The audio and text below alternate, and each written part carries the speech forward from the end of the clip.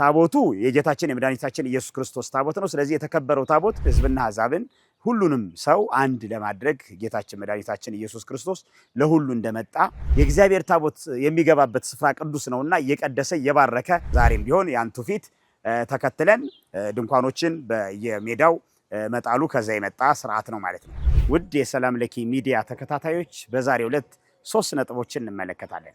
በመጀመሪያው ስለ ከተራ ምንነትና ምስጢር፣ ሁለተኛ ደግሞ ታቦታት በሄዱበት ይመለሳሉ ወይስ አይመለሱ፣ ሶስተኛ ስለ ቃና ዘገሊላ የምንመለከት ይሆናል።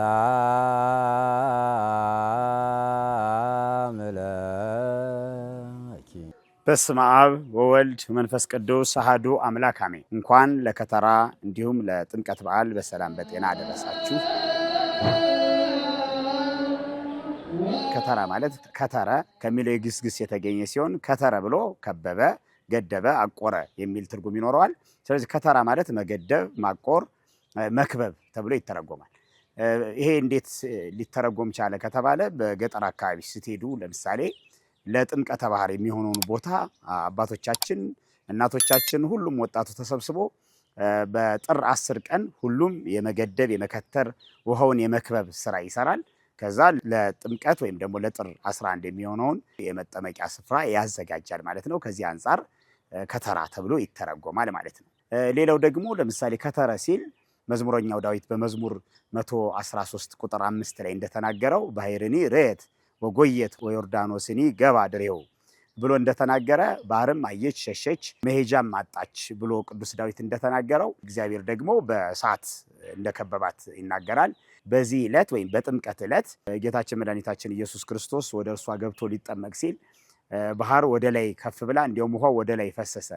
ወደ ላይም እንደ ግንብ ቆመ፣ በመካከልም ደግሞ ጎን ለጎን ውሃው እንደከበበና እንደ ግድግዳ እንደቆመ አባቶቻችን ያስተምሩናል። ስለዚህ ከዚህ አንጻር ውሃው ሸሽቶ ሊሄድ ሲል በእሳት እንደታጠረና ጌታችን መድኃኒታችን ኢየሱስ ክርስቶስ በቅዱስ ዮሐንስ እጅ እንደተጠመቀ የምንማርበት ስለሆነ ተቃራኒ የሆኑ ነገሮች እሳትና ውሃ እንግዲህ ተቃራኒ ናቸው። አንዱ አንዱን ያጠፋዋል። ነገር ግን ውሃ በእሳት የተከበበችበት፣ ውሃ በእሳት የተሸነፈችበት፣ በምስጢሩ ደግሞ እሳተ መለኮት ወደ እሷ እንደመጣ ጌታችን መድኃኒታችን ኢየሱስ ክርስቶስ ወደ እሷ እንደመጣ የሚያስረዳን ምስጢር ነው። ስለዚህ ከተራ ስንል መክበብ ብለን እንተረጉመዋለን።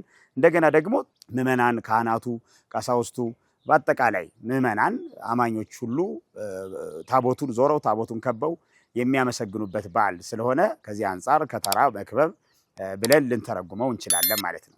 እንግዲህ የከተራን ምንነት ይህን ያክል ካልን በቀጣይ ደግሞ ስለ ጥምቀት ምንነት የተወሰነ ማለት ይጠበቅብናል። እንግዲህ ጥምቀት የትህትና በዓል ነው። ጌታችን መድኃኒታችን ኢየሱስ ክርስቶስ በፍጡር እጅ የተጠመቀበት፣ ፈጣሪ በፍጡር እጅ የተጠመቀበት። ይሄ ብቻ አይደለም። ከገሊላ ተነስቶ ወደ ዮርዳኖስ ሆረ ኢየሱስ እምገሊላ ሀበ ዮሐንስ ሀበ ዮርዳኖስ እንዳለ፣ ስለዚህ ወደ ዮሐንስ ወደ ዮርዳኖስ ሄዶ ጌታችን መድኃኒታችን ኢየሱስ ክርስቶስ ሄዶ የተጠመቀበት፣ እኔ የነገስታት ንጉሥ ነኝ፣ የአማልክት አምላክ ነኝ፣ ስለዚህ እኔ የተከበርኩ አምላክ ስለሆንኩኝ ፍጡር መጥቶ ያጥምቀኝ ሳይል በትህትና በፈጣሪው እጅ ራሱ ሄዶ የተጠመቀበት የትህትና በዓል ስለሆነ ከዚህ አንጻር ጥምቀትን የትህትና በዓል የፍቅር በዓል ብለን እንገልጸዋለን። እንደገና ደግሞ ሕዝብና አሕዛብ አንድ የሆኑበት በዓልም ጭምር ነው።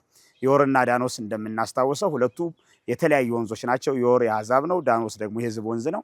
ስለዚህ አሕዛብንና ሕዝብን፣ ሕዝብና አሕዛብን ሁሉንም ሰው አንድ ለማድረግ ጌታችን መድኃኒታችን ኢየሱስ ክርስቶስ ለሁሉ እንደመጣ ሁለቱም በሚገናኙበት ዮርና ዳኖስ በሚገናኙበት መጠመቁን የምናስብበት ዕለት ስለሆነ ይህ በዓል በጣም ድንቅ በዓል ነው። ጌታችን መድኃኒታችን ኢየሱስ ክርስቶስ ጥምቀትን የመሰረተልን እሱ የልጅነት ጥምቀት ሊያገኝ አልተጠመቀም። ትህትናን ያሳየን ዘንድ ጥምቀትን የመሰረትልን ዘንድ የአዲስ ኪዳን የጥምቀት መስራቹ እሱ ስለሆነ ያን የመሰረትልን ዘንድ ተጠምቋል። ስለዚህ ይህን ጥምቀት ስናስብ የጌታችንን ፍቅር የጌታችንን ለእኛ ያለውን ፍቅርና ሰላም ሁላችንም አንድ ለማድረግ እንደመጣ የምናስብበት በዓል ነው። ስለዚህ በዚህ በጥምቀት በዓል ሁላችንም በፍቅር ማገልገል ይጠበቅብናል ማለት ነው። ስለዚህ ይህ ትህትና ካሳየን ጌታችን እኛም ደግሞ ትህትናን ፍቅርን ልናሳይ ይገባል። በበዓሉ በፍቅር በትህትና በመታዘዝ ልናገለግል ይገባል። እንግዲህ ታቦታት በጥምቀት ታቦታት ወደ ጥምቀተ ባህር ከመንበረ ክብራቸው ተነስተው ወደ ጥምቀተ ባህር የሚሄዱበት ጊዜ ነው። ከዋዜማው ጀምሮ ከከተራ ጀምሮ የሚሄዱበት ጊዜ ነው። እዛው ነው ሄዶ የሚያድሩት። ከምን አንጻር ነው ሄዶ የሚያድረው ከተባለ ጌታችን መድኃኒታችን ኢየሱስ ክርስቶስ በቅዱስ ዮሐንስ እጅ ለመጠመቅ ሄዶ አድሮ ነው። ሄዶ ተሰልፎ ሰልፍ ጠብቆ እንዲያውም ሁሉም ከተጠመቀ በኋላ ከኋላ ነው የተጠመቀው። ይሄ በጣም የሚያስተምረን ነገር አለ። አሁን ዛሬ እኮ እኛ ለመጠመቅ ግፊያ ውስጥ ነው የምንገባው። ጥምቀተ ባህሩ ላይ ሄደን መጀመሪያ እኛ ካልተጠመቅን ነው የምንለው። ይሄ በጣም ከምስጢሩ ተቃራኒ እንዳንሆን ጌታችን ካደረገው ነገር ተቃራኒ እንዳንሆን። ምክንያቱም ጌታችን ሲያስተምረን ተማሃሩ ምኔ ነው ያለው። ከኔ ተማሩ እንዳለ ከሱ መማር ይገባናል። ምክንያቱም ከሱ የምንማረው ትህትና፣ ፍቅር ስለሆነ በትህትና በፍቅር በዓሉን ማገልገል ይጠበቃል እንጂ ተጋፍተን ሽማግሌዎችንም ሳናከብር ሁሉንም ሳናከብር መጀመሪያ እኔ ልጠመቅ አይነት ግፊያና ግርግር በፍጹም ከመንፈሳዊ በዓሉ የሚጠበቅ ነገር አይደለም። ከጌታችንም አልተማርነውም ማለት ነው። ስለዚህ በተማርነው መንገድ በትህትና ተረጋግተን ሁሉም ይደርሰናል። በዛ መንገድ ብናከብር እና ብንጠመቅ በረከቱ ይደርሰናል። መጀመሪያ ስለተጠመቅን ሰው ተጋፍተን ስለተጠመቅን መንፈሳዊነቱም በረከቱም ለኛ ላይሆን ስለሚችል ሰዎችን ማክበር በትህትና ማክበር ይጠበቅብናል ማለት ነው። እንግዲህ በዚህ ሰዓት ትህትናውን አስቡት። ጌታችን መድኃኒታችን ኢየሱስ ክርስቶስ እንዳልኳችሁ ከና ቢለው ኖሮ ዛሬም የምድር ነገስታት ወይም ደግሞ ሌሎቻችንም ሀብታም ነን የምንል በገንዘባቸው የሚመኩ ሰዎች ባለስልጣን ነን የሚሉ ሰዎች ካህናቱን ኑ ቤታችን መታችሁ አጥምቁን ባሉ ነበር። ስለዚህ ጌታችን ሄዶ ተጠመቀ ማለት ነው። ሄዶ መጠመቅ ብቻ ሳይሆን ሲጠብቅ አድሮ በዛ በብርድ ስፍራ እንግዲህ ድንኳንም የሚደኮንበት እኮ የራሱ ምስጢር አለው። ያኔ ዮሐንስ መጥምቅ የቅዱስ ዮሐንስ መጥምቅ በርካታ ሰዎችን ስለሚያጠምቅ ሰዎችም ለኃጢአት ስርየት ለንስሐ ስለሚጠመቁ በጣም በርካታ ሰዎች ወደ ዮርዳኖስ ባህር ይመጡ ስለነበረ ድንኳን ጥለው ሌሎችንም ዳስ ነገር አዘጋጅተው በዛ ያርፉ ስለነበር ለጥምቀተ ባህሩ ድንኳን ዳስም ሌሎችንም የሚገባውን ነገር ዛሬም ቢሆን ያንቱ ፊት ተከትለን ድንኳኖችን በየሜዳው መጣሉ ከዛ የመጣ ስርዓት ነው ማለት ነው። ስለዚህ ታቦታት በጣም በሚገርም ሁኔታ የተለያዩ አጥቢያዎች አንድ ላይ በመሆን የሚያከብሩበት በጣም ደማቅ ስነ ስርዓት የሚከናወንበት መንፈሳዊ ሐሴት የምናደርግበት በዓል ነው። የተረጋጋ በዓል መንፈሳዊ በዓል ነው። እንዲሁ መድመቁ ላይ ሳይሆን ትኩረት የምናደርገው መንፈሳዊ ሴቱ መንፈሳዊ በረከቱ ላይ ስለሆነ በዛ ማንነት በዓሉን ማክበር ያስፈልጋል። እንግዲህ ታቦታት ወደ ጥምቀተ ባህሩ ሲሄዱ እኛም መከተል ነው ያለብን። ይሄ ደግሞ መጽሐፈ ኢያሱ ወልደ ነዌ ምዕራፍ 3 ቁጥር 3 ላይ ሌዋውያን ካህናት የቃል ኪዳኑን ታቦት ተሸክመው ባያችሁ ጊዜ ከሰፈራችሁ ተነስታችሁ ተከተሉት እንደተባል ነው። ታቦቱ ከፊት እየመራን እኛ ደግሞ ራቅ ብለን ከኋላ እየተከተልን እየዘመርን በምስጋና እያጀብን ታቦታቱ በሚሄዱበት ስፍራ መሄድ ይጠበቅብናል። በነገራችን ላይ እኛም ብናድር ነው አባቶቻችን የሚመክሩን። ታቦት ውጭ ላይ እያደረ እኛ ግን አንዳንዴ እንዲያውም ሰው የተወሰነ ይሸኝና ከዛ በኋላ በዓሉን ለፌስታ፣ ለደስታ፣ ለመጠጥ፣ ለስካር የሚጠቀምበት አለ። በዓሉ ግን መንፈሳዊ ሐሴት መንፈሳዊ ደስታ የምናደርግበት ነው።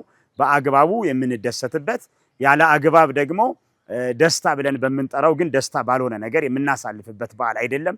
ስለዚህ እንዲያውም እኮ ታቦቱን የሚያከብሩ ካህናት ሳይበሉ ሳይጠጡ ነው ታቦታቱን አክብረው የሚመለሱትና እኛም እንዲያው መብላት መጠጣታችን እንኳን እንዳለ ሆኖ ከቅዳሴ በኋላ ካስቀደስም በኋላ ቢቻል ቅዱስ ሥጋውና ክቡር ደሙን ተቀብለን ካልቻልን ደግሞ እሱን እንኳን በዕለቱ ባንችል በስርዓት በመንፈሳዊነት ማክበር ከኛ ይጠበቃል ማለት ነው።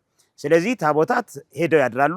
ጌታችን መድኃኒታችን ኢየሱስ ክርስቶስም በዮሐንስ እጅ ለመጠመቅ ሄዶ ወረፋ ጠብቆ ከዛ በኋላ ከዋዜማው ጀምሮ ከዛ ሌሊት 10 ሰዓት ነው የደረሰው ለመጠመቅ ማለት ነው። ሁሉ ከተጠመቀ በኋላ የተጠመቀው። ስለዚህ ጌታችን ታቦት ነው። ታቦቱ የጌታችን የመድኃኒታችን ኢየሱስ ክርስቶስ ታቦት ነው። ስለዚህ የተከበረው ታቦት ወደ ሜዳ እንደሚሄድ የተከበረው ጌታም ወደ ቅዱስ ዮሐንስ መጥምቅ ወይም ወደ ዮርዳኖስ ሄዷል። ስለዚህ እንደገና ካህናቱ ደግሞ የቅዱስ ዮሐንስ መጥምቅ ምሳሌዎች ናቸው። ምዕመናን ደግሞ ቅዱስ ዮሐንስ መጥምቅ ሲያጠምቃቸው የነበሩ ሰዎች ምሳሌ ተደርጎ ይወሰዳል ማለት ነው። ስለዚህ ሄደን ማደር፣ ሄደን ማስቀደስ፣ የሚገባውን ነገር ማድረግ ከኛ ይጠበቃል ማለት ነው። ይህን ማድረግ ደግሞ በመንፈሳዊ በረከት ከኛ እናገኛለን። እንግዲህ ታቦታት ሲሄዱ የሚወጡትም ሕዝብን ለመባረክ ነው፣ እየባረኩ ይሄዳሉ። ሲመለሱ ደግሞ ታቦታት በወጡበት ባይመለስ ብለው በተለይ አፄ ዘርዓ ያዕቆብ እንደ ኢትዮጵያ ይህን ስርዓት ሰርተውልናል። በወጡበት ባይመለሱ ለምንድን ነው? ታቦት ዋና የሚወጣበት ዓላማ ለመባረክ ስለሆነ ሁለተኛ ዜና መዋዕል ምዕራፍ 8ም ስትመለከቱት የእግዚአብሔር ታቦት የገባበት ስፍራ ቅዱስ ነው እንዳለ የእግዚአብሔር ታቦት የሚገባበት ስፍራ ቅዱስ ነውና እየቀደሰ እየባረከ መንደሩን እየባረከ ሰፈሩን እየባረከ ነው የሚያልፈው። ታቦት ዝም ብሎ ሲያልፍ እንደኛ እንደ ሰዎች አለፈ፣ የሆነ ባለስልጣን አለፈ፣ የሆነ ሰው አለፈ ብለን እንደ ተራ ብቻ የምንናገረው ሳይሆን የተቀደሰ የተከበረ ታቦት ስለሆነ የእግዚአብሔር ዙፋን ስለሆነ ታቦት በዚህ ታቦት ደግሞ ሁላችንም የምንቀደስበት የምንከብርበት ስለሆነ ሰፈሩን እየቀደሰ እየባረከ የስጋ ደዌም ቢኖር እሱን መፍትሄ እየሰጠ እየፈታ ነው የሚሄደው። ታቦት ዝም ብሎ አይሄድም። እንደገና ደግሞ ሲመለስም በሌላ ስፍራ ቢመለስ አባቶቻችን ይመክራሉ። ይሄ ደግሞ ምንድነው ሌላ ያልተባረከው ሰፈር እየተባረከ እየተቀደሰ እንዲመጣ ነው። ነገር ግን ሰፈር ከጠፋ መንገዱ አንድ ከሆነ በዛው በመጣበት ሊመለስ ይችላል። ነገር ግን አማራጮች ካሉ ግን ሰፈሩ እየተባረከ እየተቀደሰ ቢቀደስና ቢባረክ በጣም የተመረጠና የተሻለ ስለሆነ ታቦታት ሲመለሱ በሌላ ስፍራ ቢመለሱ አባቶቻችን ይህን ምስጢር አትተውልናል ማለት ነው። ስለዚህ ማድረጋቸው ተገቢ ነገር ነው፣ እኛ እንድንባረክበት ነው። እንዲሁም አባቶች ከመንጋ የሚያገናኙታል። ጌታችን መድኃኒታችን ኢየሱስ ክርስቶስ ሲወለድ ሰብአ ሰገል ከሩቅ ምስራቅ ሀገር መጥተዋል። በሄሮድስ በኩል ነበር ያለፉት። ያኔ ሲመለሱ እንደገና በሌላ መንገድ ተመለሱ ይለናል መጽሐፍ ቅዱስ። ለምንድን ነው በሌላ መንገድ ሲል አንድም በሌላ ሃይማኖት፣ አንድም ደግሞ ምስጢሩ ምንድን ነው ከተባለ ሌላ ልደቱን ያልሰማው ሰው ልደቱን የምስራቹን ለመንገር ጌታ ተወልዷል የሚለውንም ለመንገር በሌላ መንገድ በሌላ ሰፈር ተመለሱ ተብሎ አባቶቻችን ይህን ምስጢር ያስተምሩናልና ከዚህ አኳያ ምስጢሩን ተረድተን በበረከቱ እንድንኖር እግዚአብሔር አምላካችን ይፍቀድልን። እንግዲህ ቃና ዘገሊላ ብለን ደግሞ በጥር 12 እናከብራለን። በነገራችን ላይ እውነት ጥር 12 ነው ወይ የሚከበረው? ጥንተ በዓሉ ስንል ጥንተ በዓሉ ጥር 12 አይደለም የሚከበረው፣ ወይም ደግሞ ጥንተ በዓሉ የካቲት 23 ነው። ነገር ግን ወደ ጥር 12 ለምንድን ነው የመጣው ብለው አባቶች ሲያስተምሩ ምን ይላሉ? የውሃን በዓል ከውሃ ጋር ለማክበር የውሃን በዓል ለምሳሌ ጥምቀት የውሃ በዓል ነው። ስለዚህ የውሃን በዓል ከውሃ ጋር ለማክበር ብለው አባቶቻችን ጥር 11 የጥምቀትን በዓል እናከብራለን። ጥር 12 ደግሞ ቃና ዘገሊላ የውሃ በዓል ነው። ውሃው ወደ ወይን የተቀየረበት በእመቤታችን አማላጅነት ውሃው ወደ ወይን የተቀየረበት በቃና መንደር ማለት ነው። በዮሐንስ ወንጌል ምዕራፍ 2 ላይ እንደምናገኘው ወአመሳልስት ዕለት ከብካብ ከሆነ በቃና ዘገሊላ እንዲል፣ ስለዚህ በቃና ዘገሊላ በሶስተኛው ቀን ሰርግ ሆነ እንዳለ፣ ስለዚህ ያ ውሃው ወደ ወይን የተቀየረበት ዕለት የካቲት 23 ቢሆንም ጥንተ ምስጢሩ ወይም ደግሞ ጥንተ በዓሉ የውሃን በዓል ከውሃ ጋር ለማክበር በጥር 12 እንዲከበር አባቶቻችን ወስነዋል ማለት ነው። በዚህ ማንነት እናከብረዋለን።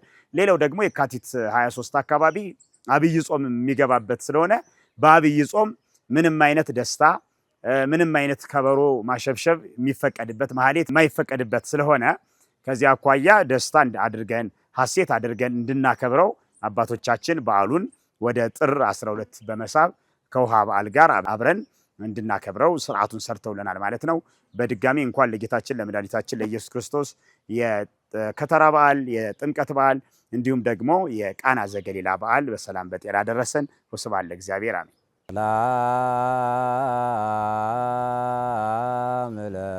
ሰላም